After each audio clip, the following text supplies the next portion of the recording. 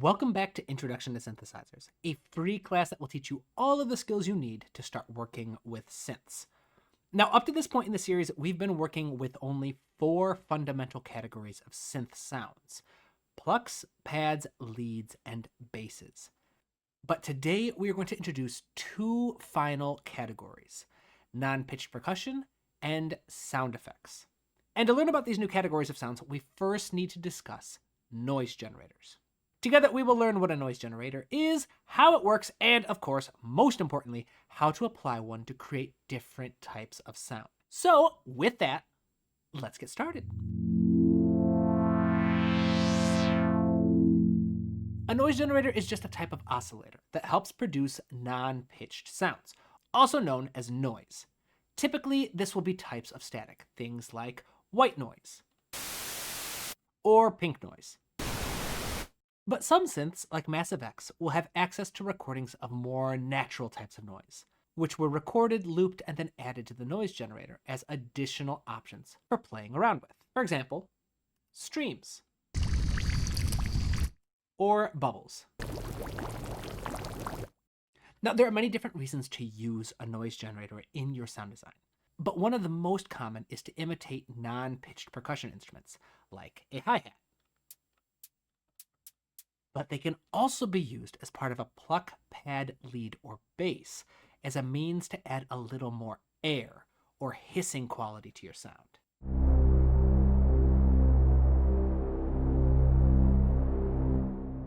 We will learn how to create each and every one of these effects in a moment, but first, we need to take a moment to break down the general parts of a noise generator.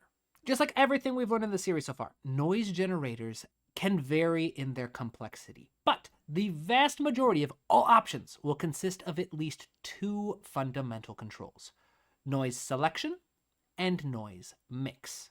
If these sound familiar, that's good. They should, because they are similar to the controls we find on other oscillators. Noise selection simply allows us to choose which type of noise we want to play with, while noise mix is what gives us control over the relative loudness of the noise in our sound. In essence, these controls allow us to determine what kind of noise we want to add and how loud it's going to sound. Yet, despite this simplicity, the magic comes in how we apply everything else we've learned to these powerful little tools. The options are nearly limitless, but don't worry, as always, I am going to give you a few specific applications so you can practice while you develop your skills as a sound designer. But before we do that, I have a fun announcement I'd like to make, which is that I have officially released an accompanying ebook for this class, which you can find on my website, tabletopcomposer.com. In this book, you will find detailed notes on everything we have covered in the series so far, and will continue to cover in future episodes, including checklists you can use to familiarize yourself with any synth, a demonstration of applying that checklist to my personal favorite synth, Massive X, and of course, a detailed guide to a useful workflow you can use to create your very own sounds and instruments.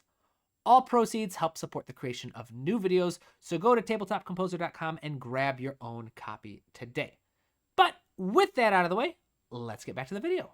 So first up, one of the most common uses for noise generators is to create non-pitched percussion instruments. For example, if you start with a noise generator, apply a high-pass filter, and then use your amp envelope to give it a super short pluck shape, you get a very simple hi-hat, which you can then modify using any of the techniques we've learned in this series.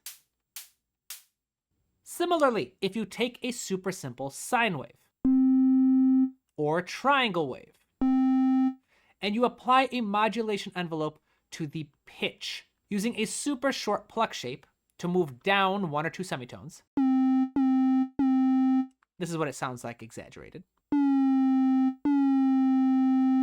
And then you use the amp envelope to create a slightly longer pluck. So this one's 228 milliseconds. This one is almost 700. Add some noise to the mix. Then a little bit of a low pass filter or band pass filter. Bring the mix of your triangle wave down a little bit. You get a snare drum. In this case, even though pitch is technically still part of the sound, your pluck shape is so short that it doesn't really register as a precise pitched instrument. Instead, the rapid shift in pitch that starts a semitone or two sharp before rapidly coming back down helps imitate the effect of air being rapidly compressed inside a drum as you hit the head with your drumstick. And while it doesn't often use noise in the same way, you can use a similar process to create a kick drum. Starting with a sine wave, play a low C, give it a short pluck shape with the amp envelope, and imitate that compression of air by using a pluck shape, modulating the pitch an octave. Bring that down so it's shorter than the amp envelope, and you have a good kick. See how that works? Perfect. Application number 2 is to imitate something called a performance gesture. A performance gesture is a term that describes the physical gesture used to produce a sound with an acoustic instrument. For example, violins are played by taking a horsehair bow coated in a sticky substance called resin and then dragging that bow across a string to make it vibrate. This physical gesture often results in a subtle hissing quality that you can hear as a bit of noise along with the pitch.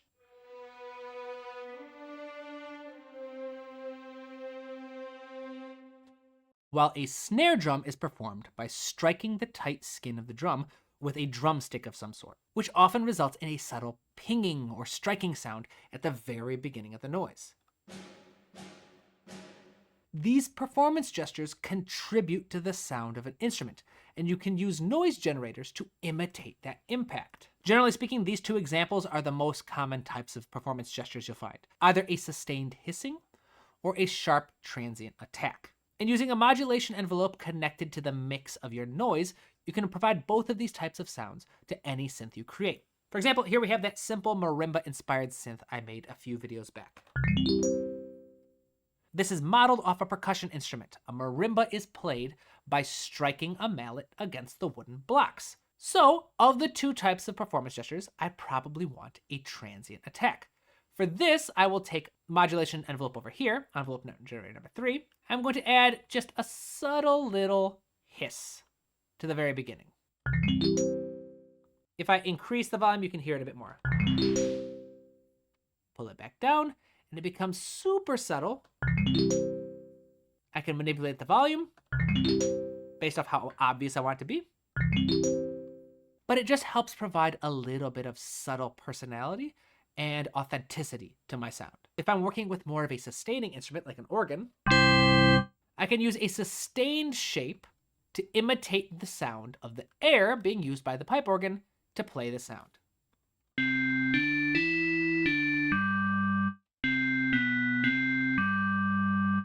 No noise, with noise.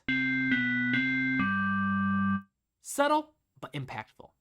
And the same basic idea can be applied as our third strategy, which is imitating natural soundscapes like wind or waves. If you start with the noise generator, you can apply a low-pass filter to your sound, and then use an LFO or some other type of modulator to move the cutoff frequency around, which is a common strategy for imitating waves or wind.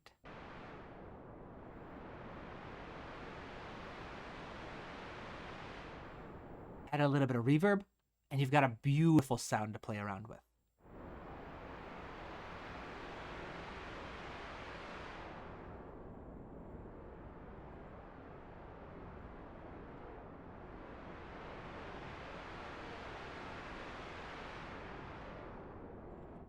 Finally, our fourth application is to tune a noise oscillator using filter resonance.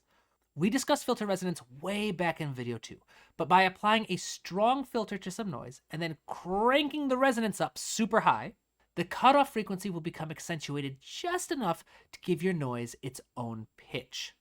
If we apply this to our third strategy for creating wind, it creates a very interesting effect.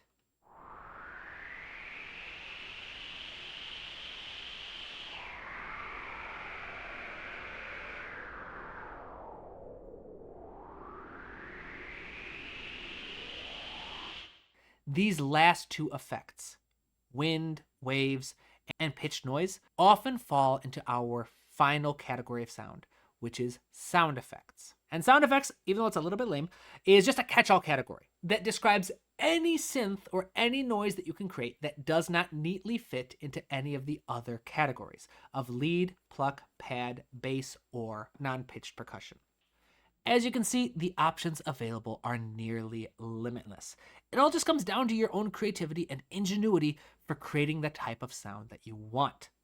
So go practice these 4 methods until you've got them down pat, and then start exploring to see what other uses you can come up with. Now, before we end this video, we do need to take a moment to address how this step can fit into your general workflow. So anytime I'm creating a new synth, I will usually start with a single oscillator or noise generator for reference, and then set the appropriate amp envelope shape depending on which type of synth I want to make. Is it a pluck, a pad, a lead, a bass, non-pitched percussion, or sound effect like the wind? Then, based on the needs of my synth, I will set it as either monophonic or polyphonic, setting up portamento and legato modes as needed. With the general shape of my sound set up, I will then take time to consider which timbral strategies or tools are appropriate for the kind of sound I'm trying to create. Which oscillator configurations do I want to work with? Is ring mod, oscillator sync, or frequency modulation on the table? What about unison? All that kind of stuff.